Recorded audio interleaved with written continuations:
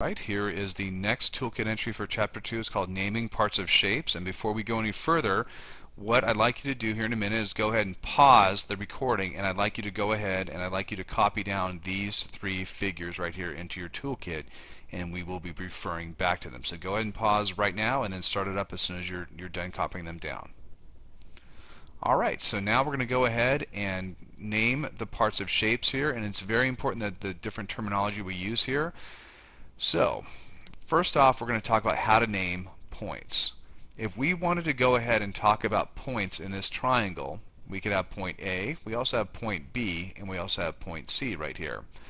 And we name them with a single capital letter. For instance, if I'm talking about point A right here, I would just say A. If I want to talk about point B, I would say B, or point C would be a C. So as long as it's a single capital letter, that means that we're talking about a point.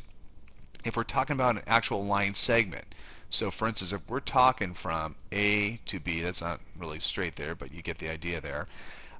What we want to do is that's a line segment, and we would say, first of all, A, B, those are the endpoints, and we put a bar above them. So that means line segment AB. You can also write it as BA with a bar above it as well. As long as the two endpoints are there, order doesn't matter. I know A comes first alphabetically, but you can also write BA, and that's just fine here.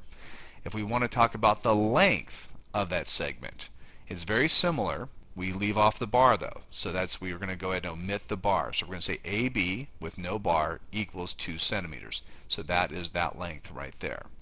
Finally, we're going to talk about lines.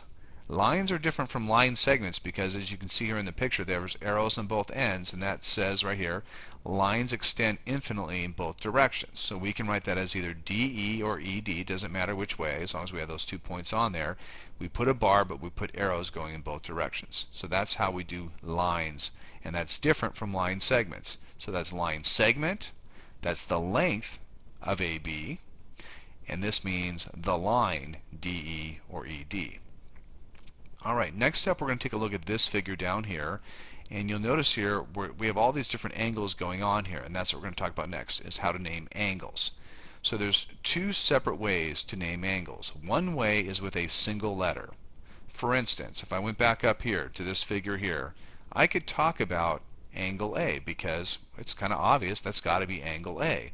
Whereas if I look down here and I talk about angle G, I'm going to write angle G right here. Well, which angle am I talking about? There's one angle that could possibly be angle G, or it could be this small angle here, or it could be this really big one that goes from here all the way down to here. So it's not obvious. So you would never want to write angle G because it could be one of 3 different angles here.